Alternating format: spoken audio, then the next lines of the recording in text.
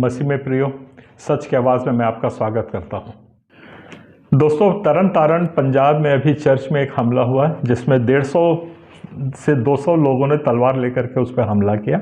हमला करके और फिर मारा काटी हुई, पर शुक्र है खुदा का कि उसमें कोई घायल नहीं हुआ है और जला दिया गया है। हम इस घटना की बहुत कड़ी निंदा करते हैं, भर्त्सना करते हैं, और ये इसलिए हम आपके पास लेके आ रहे हैं इस बात को क्योंकि इसमें कुछ बहुत गैर जिम्मेदाराना बयान हमारे चर्च के ईसाइयों ने ही दिया है। तो उसको उजागर करने के लिए, और हमारा समाज जो छत्तीसगढ़ में है और बल्कि पूरे देश में है, उससे प्रभावित ना हो, हतोत्साहित ना हो, उसके भ्रम जाल में ना फंसे, इसलिए हम आज ये वीडियो लेकर के आपके पास आए हैं। मेरी बातों को थोड़ा ध्यान से सुनिएगा कि वहाँ पे तरन तारण पंजाब में करीब जो चर्च पर हमला हुआ है उससे वहाँ के लोग बहुत घबराए हुए हैं, सताव में हैं, पीड़ित हैं, दुखी हैं और डरे हुए हैं। ऐसे में हमारा पूरा समर्थन, पूरा सपोर्ट हमारा प्रार्थना से और कैसी भी जो ज़रूरत हो हमारे उन मसीही भाइयों के लिए है जो आज पंजाब में दुख की घड़ी को झेल रहे हैं।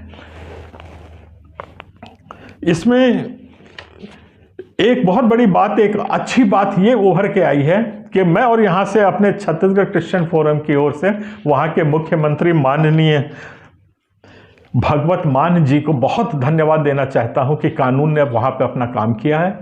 वहां पे FIR रजिस्टर हुई और 150 लोग जो आपराधिक तत्व के थे जो चर्च में घुसे थे उनको नामजद किया गया है। ये बहुत उत्साहपूर्वक, उत्साहवर्धन काम किया है जिसमें संविधान को सर्वोच्च स्थान देते हुए और कानून का ने अपना काम किया है। उसके लिए मैं अवश्य ही हमारे मुख्यमंत्री जी पंजाब के हमारे धन्यवाद के पात्र हैं।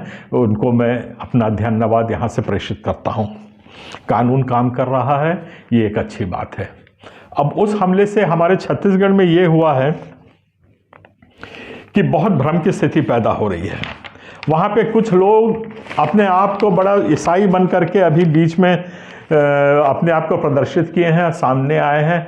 कोई एक एक स्वयंभू बिशप हैं जो अपने आप को बिशप कह रहे हैं। फिर एक महिला है, पता नहीं वो किस खेत की मूली है, जो उसका नाम मधुलिका जॉयस करके है, वो जो आई है और उसने जा करके जो हमारे समाज के ही विरुद्ध अपने आप को ईसाई बोलती है और ऐसी भ्रामक सूचनाएं दी हैं जो हमको यहाँ छत्तीसगढ़ में प्रभावित कर रही हैं।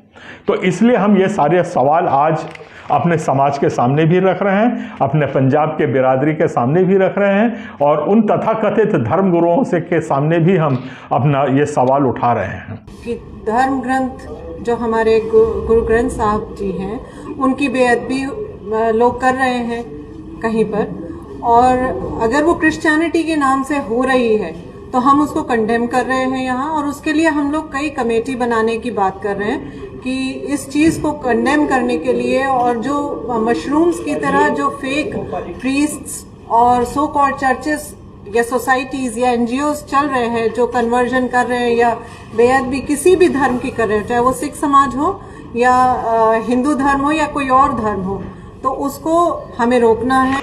मैं ये पूछना चाहता हूं कि मधुलिका जॉयस, आप किस खेत की मूली हैं?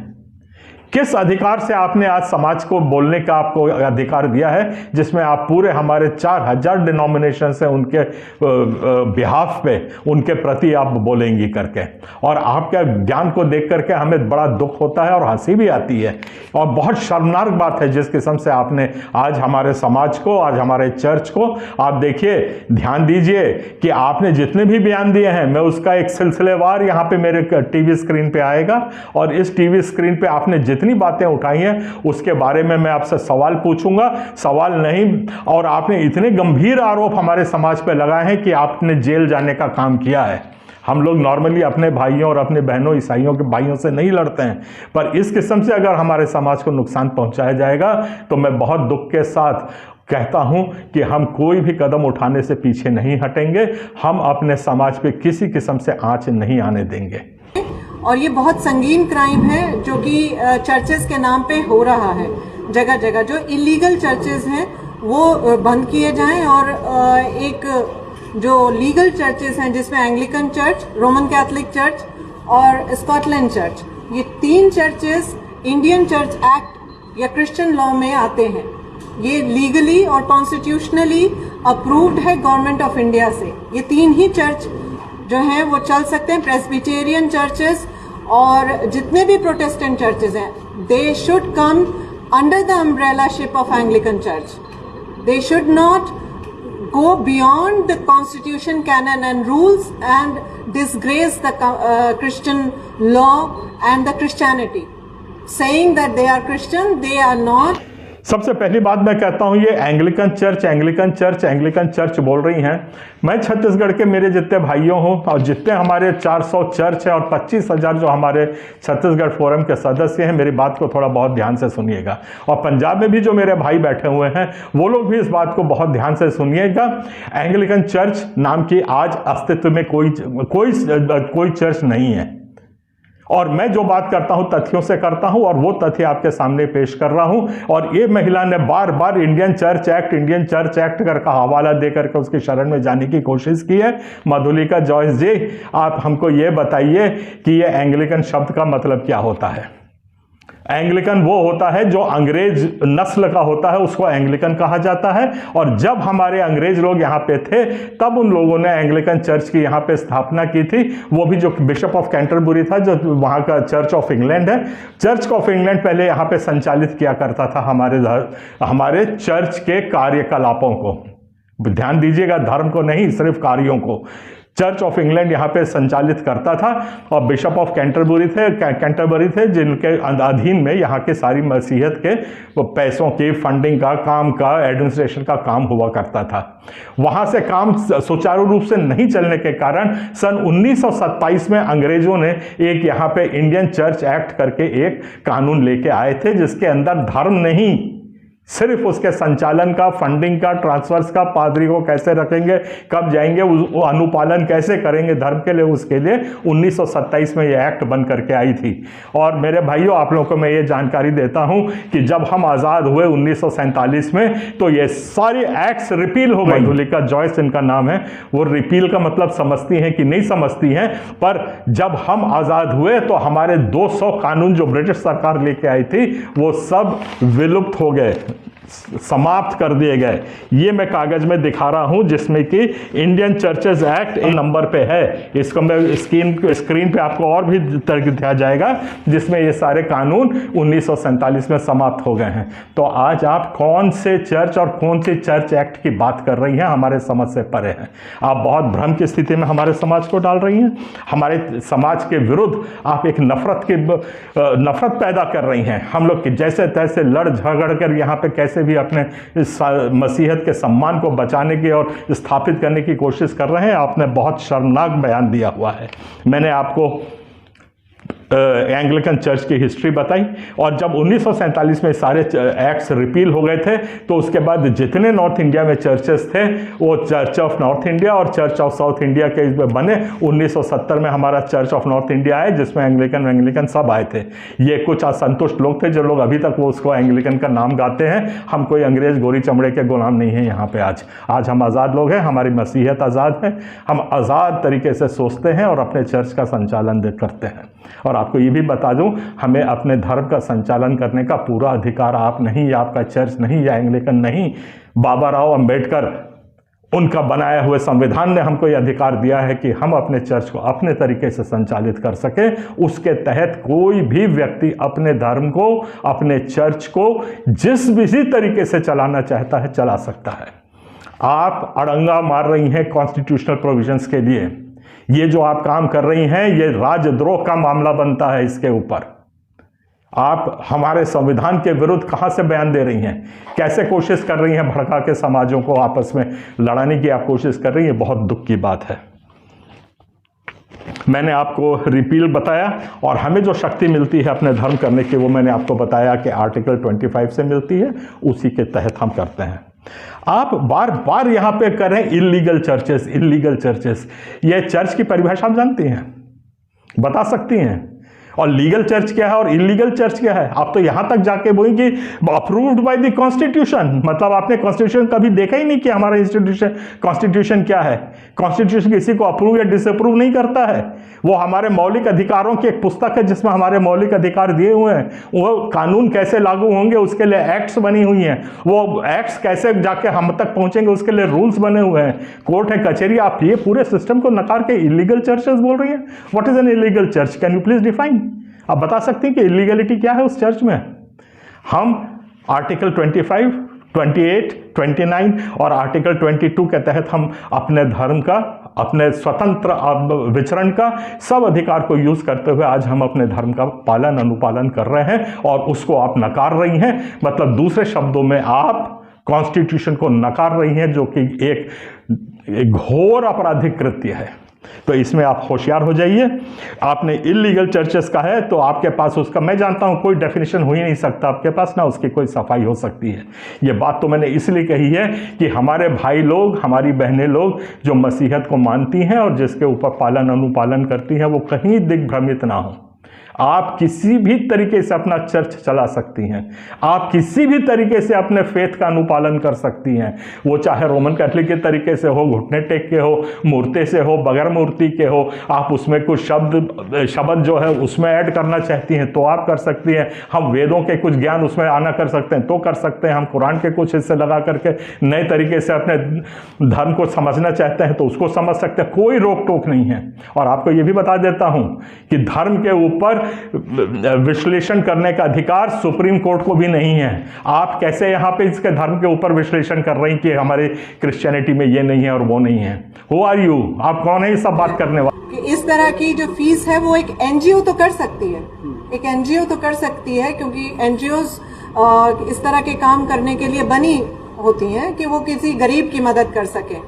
पर किसी को हेल्प के नाते अगर आप कन्वर्ट कर रहे हैं तो वो गलत है, ऐसा नहीं होता है। Christian doesn't believe in miracles. करामात और चमत्कार की बात भी, चमत्कार नहीं होते हैं। और हमें दवाई ठीक करती है डॉक्टर की, मतलब ये तो कहना बिल्कुल ही गलत होगा कि हम दवा ना करें और सिर्फ चले जाएं किसी बाबा के पास में या प्रीस्ट के पास में कि जी पादी साहब आप हमें ठीक कर दो, तो वो नहीं होगा ऐसे जब तक कि आप उसको दवा नहीं करें। और ये कौन बिशप को बिठा रखा है, स्वयंभू बिशप को, जिसको यही नहीं मालूम है कि हमारी बाइबल क्या बोलती है? आप बोल रही हैं कि एनजीओ ही सिर्फ समाज सेवा कर सकते हैं। आपने मत्ती 10:8 पढ़ा है? ये हमारा विश्वास है। आपने नहीं पढ़ा होगा अवश्य, तभी आप ऐसी बात कर रहे हैं। और ये पता नहीं कैसे बिशप बन गए हैं जिनको यही नहीं मालूम है कि हमारे विश्वास क्या है। मैं मत्ती 10:8 के सिर्फ 2 लाइन आपको पढ़ के सुना रहा हूं। बीमारों को चंगा करो, ये यीशु मसीह ने आदेश दिया है। मरे हुओं को जिलाओ, कोढ़ियों को शुद्ध करो, दुष्ट आत्माओं को निकालो, तुमने सेत मेत पाया है सेत मेत दो। तो क्या हमारा चर्च आज अधिकृत नहीं है सेत मेत पाया है जो उसको सेत मेत देने के लिए? वो चंगाई करने का अधिकार नहीं रखता है क्या? और आप दूसरी तरफ से नकार रही हैं कि we don't believe in miracles. Who the hell you are to tell me that we don't believe in miracles? Yeshu Masih ने मिरेकल नहीं किए थे? We believe in miracles. हमारी बाइबल पूरे मिरेकल से भरी हुई है, आश्चर्य कर्म होते आए हैं। और आपको यहां बता दूं, छत्तीसगढ़ में गांव का गांव पे हमला हुआ है, जो के घर में मिरेकल्स हुए थे, प्रार्थना से जिनने चंगाई प्राप्त की थी, वो मरने को तैयार थे पर यीशु मसीह को छोड़ने को तैयार नहीं थे। ये होता है विश्वास, ये होता है धर्म। और आप यहाँ पे हमको पाठ पढ़ा रहे हैं कि हम मिरेकल्स पे विश्वास नहीं करते, चंगाई नहीं होती है, ये नहीं होती है। बहुत दुख की बात है कि बगैर आप उसको जाने हुए, बगैर समझे हुए चर्च को, बगैर जाने हुए समझे हुए हमारे विश्वास को आप ऐसी टिप्पणी कर रहे हैं। आप समाजों को आपस में लड़ा रही हैं। बिशप साहब, आप थोड़ा अपना ये चोगा पहनने से विश्वास नहीं बन जाते हैं। आपको भी ये चेतावनी है, आप धर्म का विश्लेषण कृपया ना करें, क्योंकि सुप्रीम कोर्ट के पास भी अधिकार नहीं है। घर में आप अपने चर्च में कुछ भी करिए, पब्लिक स्पेस में बहुत होशियार रहिए। You are not authorized, you are not authorized constitutionally, you are not authorized to speak on the matters of our faith। आप समझ रहे हैं मेरी बात को? अब आपने और एक बात करी है कि कन्वर्जन इलीगल होते हैं। आपके पास एक का भी सबूत है क्या? एक का भी आपके पास कंप्लेंट है क्या कि इसने इलीगल कन्वर्जन किया है? और उसको आपने कोर्ट में जाकर के क्यों नहीं दिया? अगर हमारा कोई पादरी आज इलीगल कन्वर्शन कर रहा था तो आपने उसका जाकर के शिकायत क्यों नहीं की? एक कानूनी प्रक्रिया है। जब 150 वहां के लोगों जिनने हमला किया उसके ऊपर एफआईआर हो सकता है, तो जो हमारा पादरी गलत कर रहा है उसके ऊपर भी एफआईआर हो सकता है और होना चाहिए।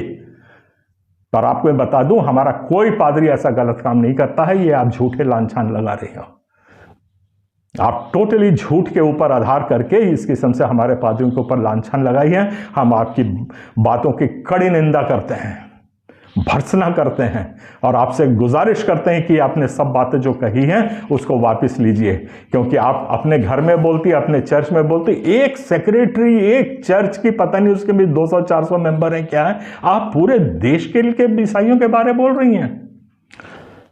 आपने फिर दूसरी बात बताई, वहां पे आपने लगाया है, आपको मैंने बता दिया कि चर्च इज फुल्ली ऑथोराइज्ड है। मेरे भाई जो आप सुन रहे हो, मेरे छत्तीसगढ़ के भाई और पंजाब के भाई, आपके पास बाइबल ने आदेश दिया है कि आप जाके चंगाई करो, सेवा करो बीमारों की। मैंने आपको मत्ती 8 पढ़ के सुना दिया और ऐसे कई इंस्टेंसेस हैं बाइबल में जहां पे हमको आदेश दिया क्या कि हम मानवता की सेवा करें। आप अपनी मानवता की सेवा करते रहिए। देयर इज नो इगेलिटी, कोई किस्म का कोई लीगल इलीगल चर्च नहीं होता है। ये सब आपको भरमाने की बात करी जा रही है, इससे आपको हतोत्साहित होने की जरूरत नहीं है। अपने विश्वास से बने रहिए, अडिग रहिए और बिल्कुल आप अपना काम करते रहिए, क्योंकि मैं जानता हूं परमेश्वर के पुत्र आप ही हैं और जिस दिन न्याय होगा उस दिन आप ही लोग सबसे आगे आएंगे, ये मैं पूरी तो विश्वास के साथ कह सकता हूं।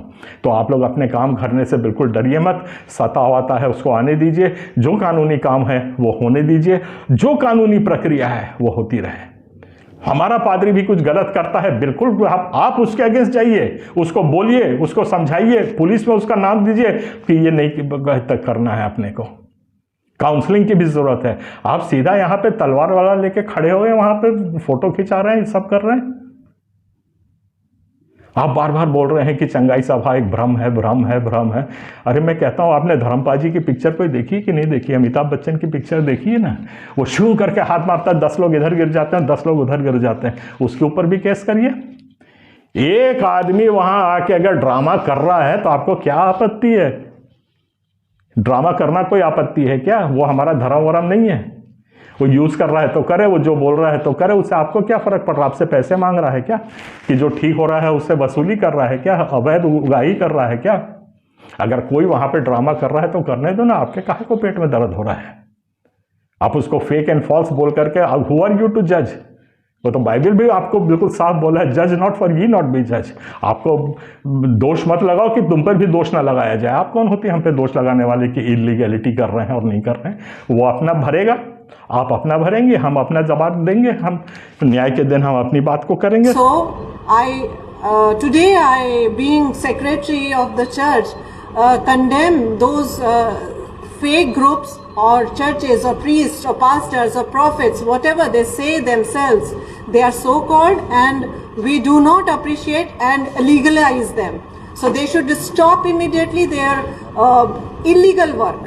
And these are the criminal activities and government should take action against them. और बहुत गलत हो रहा है वो जो फंडिंग हो रही है वो बहुत गलत है, वो होनी नहीं चाहिए इस तरह की फंडिंग को। गवर्नमेंट ने, हमने उसको लिख करके गवर्नमेंट से बोला भी है कि इस फंडिंग को रुकवाया जाए, क्योंकि ये सब बहुत इलीगल फंडिंग्स हो रही है और इसके जरिए बहुत सारे इलीगल काम हो रहे हैं, जिसको कि गवर्नमेंट ऑफ इंडिया को कई बार ज्ञापन देने के बाद, being I Madhulika Joyce, several times home ministry and different ministries में मैंने अपनी complaints लिखी हैं. I can give the copies of those applications and complaints that these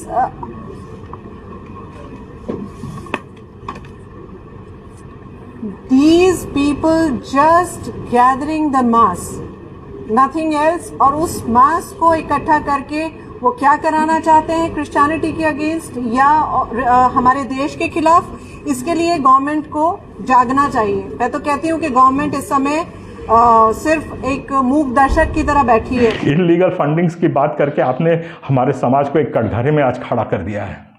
आपको थोड़े से ज्ञान के लिए और बाकी लोगों के जानकारी के लिए मैं बताना चाहता हूं कि हमारे चर्चों में आज कहीं से भी कोई फंडिंग नहीं हो रही है. FCRA के अकाउंट्स हमारे 1962 से बंद हो चुके हैं, इंदिरा गांधी के समय से. गिने चुने 2, 4, 6 सब मिला के करीब 3% हमारे फॉरेन फंडिंग FCRA हो रहे हैं। और अगर आपने FCRA का कभी यूज किया है तो आपको मालूम है कि कितनी कड़ाई से उसकी निगरानी होती है। आप आरोप लगा रहे हैं कि धर्मांतरण के लिए वो पैसे लगा रहे हैं, आप सोच सकते हैं कि उसका क्या इफेक्ट होगा, मतलब what will be the cascading effect on all the communities right across the country. कुछ सोच समझ के बात किया करें। और आप बार बार बोल रहे हैं एंग्लिकन के छत्र में आ जाए। एंग्लिकन खुद आपका भी कोई जिसका अस्तित्व नहीं है। आप क्या कहना चाहते हैं क्योंकि 130 साल पुराना चर्च है इसलिए सब उसके नीचे चले जाएं? हमारे सब संत थोमा ने जो हमारा चर्च केरल में स्थापित किया था कि वो सब भी आकर के आपके एंग्लिकन चर्च के नीचे आ जाएं और आपके सेक्रेटरी के नीचे आके वहां पे वो आपका टोपी लगाए बिशप बैठा उसके नीचे आकर के सारे चर्च घुटने टेके, पूरे हिंदुस्तान के चर्च आकर के। कैसी बचकानी बातें करती हैं, बहुत शर्म आता है कि आप पता नहीं कहाँ से आपने बपतिस्मा लिया, कहाँ से ईसाई बनी है। और आपने एक शब्द और यूज किया है कि कॉन्स्टिट्यूशन लीगलाइजेस चर्चेस, कि ये थोड़ा भ्रम वर्म निकाल दीजिए और पब्लिक स्पेस में ऐसी उल्टी सीधी बातें ना करिए। ये तो आपके सब एक एक चीज़ का मैंने प्रतिकार किया है। अब दोस्तों अभी मैं आप लोगों को बड़े मार्मिक अपील है मेरी। आज हमारा समाज बहुत बुरी तरह से कटघरे में खड़ा हुआ है। हमले आज कहाँ नहीं हो रहे हैं। हमारे छत्तीसगढ़ में गिरी हालत में एक हमला रोज होता है। हर संडे को कम से कम 7-8 जगहों पे एक साथ हमले होते हैं। हम लड़ लड़ के ऊब गए हैं, हिम्मत पस्त हो गई है हमारी। पर हम जानते हैं कि हम सच्चाई पे खड़े, हम लड़ते रहेंगे। आप भी सच्चाई पे हो, खड़े रहिए। और ईसाई समाज शुरू से लेकर आज तक सच्चाई पे खड़ा रहा है। बार बार वहाँ पे यहाँ पे दुनिया भर में बात उठती है कि धर्मांतरण का विधेयक लाओ। अरे धर्मांतरण लाके आप लाओगे क्रिमिनल्स के लिए। 1950 से लेकर के आज तक 1956 में जब से पहला धर्मांतरण विधेयक बना उससे लेकर के आज तक कितने साल हो गए? 70 साल हो गए ना। 70 सालों में आज तक एक भी पादरी को धर्मांतरण के आरोप में सजा पूरे हिंदुस्तान में नहीं हुई है। ये क्या दर्शाता है? यही दर्शाता है कि ईसाई लोग अपने देश के कानून का अनुपालन शब्द करते हैं, ईमानदारी से करते हैं। आज यही समाज है जो ईमानदारी के लिए जाना जाता है। एक ऐसा समय भी था कि ईसाई होते थे आप तो कोर्ट में आपको कसम नहीं खानी पड़ती थी बाइबल के ऊपर हाथ रख करके। हमारे उस वर्चस्व को गिराइए और ख़त्म करिए मत। मैं अपने बारे में थोड़ा सा मैं परिचय दे देता हूं कि ये हमारा छत्तीसगढ़ क्रिश्चियन फोरम है। इसमें करीब 400 चर्च आते हैं और वही छोटे चर्च आते हैं जिनका कोई माई बाप नहीं है और जिनको जैसे ये जॉयस जैसे लोग अटैक करते हैं कि इनको बंद कर दो आपके, तो इन लोगों के लिए हम खड़े होते हैं। इनके ऊपर कहीं भी ताड़ना प्रताड़ना होती है, इनके लिए हमारा टीम तुरंत भागी जाती है। 400 किलोमीटर एक तरफ जाते हैं और दूसरी तरफ आते हैं, पर न्याय दिलाते हैं। और परमेश्वर का ऐसा फजल रहा है हम पर कि हर वक्त हमको न्याय की जीत मिली है। आज कानून सच्चाई का भूखा है, आपको भी जीत मिलेगी अगर हम कानून को जानेंगे और कानून का अनुपालन करेंगे। हम लोगों ने, ईसाई समाज ने संविधान पढ़ा ही नहीं, इसलिए आज के ऊपर आप पे ये वार पे वार हो रहे हैं। तो अपने साबर और दूसरी बात पे बता दूं, छत्तीसगढ़ पूरे हिंदुस्तान में ही एक ऐसा राज्य है जहां पे धर्मांतरण कानून भाजपा की सरकार होते हुए, भाजपा का गवर्नर होते हुए उसको लागू नहीं कर पाए। 25,000 लोग हम लोगों ने प्रदर्शन किया और उसके जो तर्क दिए उससे गवर्नर भी प्रभावित हुआ कि ना हमारे सोचने की शक्ति को नियंत्रित सरकार नहीं कर सकती, कोई कलेक्टर मेरे सोचने की शक्ति को नियंत्रित नहीं कर सकता। तो ये लोग भागे गए थे, प्रतिभा पाटिल उस वक्त। तो उस वक्त भी ये कानून आज तक छत्तीसगढ़ में नहीं लगा है। तो पहले सच्चाई को जानिए। बाइबल भी कहती है सच्चाई को जानिए और सच्चाई आपको आज़ाद करेगी। सच्चाई सिर्फ बाइबल की भी नहीं है पर हमारे कॉन्स्टिट्यूशन की भी है, हमारे संविधान की भी सच्चाई है जिसको आपको जानना है।